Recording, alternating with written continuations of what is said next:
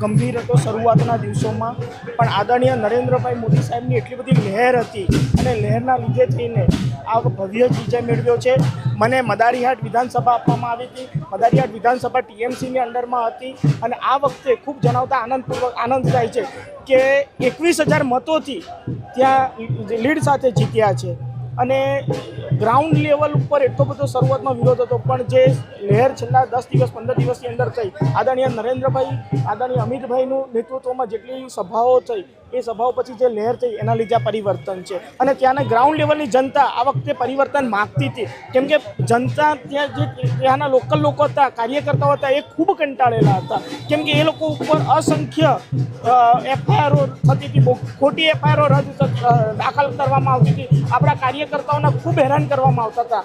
ઘણા કિસ્સાઓ અમે એવા સાંભળ્યા કે આપણા કાર્યકર્તાઓ ઇલેક્શન પછી 3 વર્ષ 4 વર્ષ સુધી એ લોકોએ ઘર મૂકી દેવા પડે, એવી પરિસ્થિતિમાં બી આપણા કાર્યકર્તાઓ આટલો સંઘર્ષ કર્યો અને જીત મેળવી છે.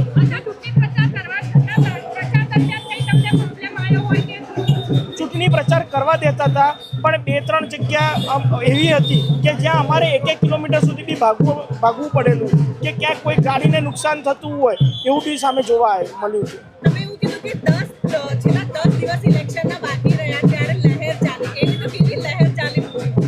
હા, કે જે ત્યાંનો સામાન્યમાં સામાન્ય માણસ હતો એ બી પલટોના દોકર, ચાહે બીજેપી સરકાર, એ નામની લહેર આખા બંગાળમાં ચાલી અને એ સાથે જ આ ભવ્ય વિજય મેળવેલો છે.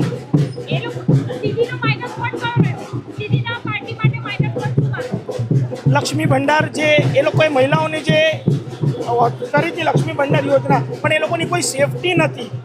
મેઇન સેફટીનો મુદ્દો હતો કે સામાન્યમાં સામાન્ય લોકો, આપણા કાર્યકર્તાઓ બી ત્યાં સેફ નથી, એ મુદ્દો વધારે હતો.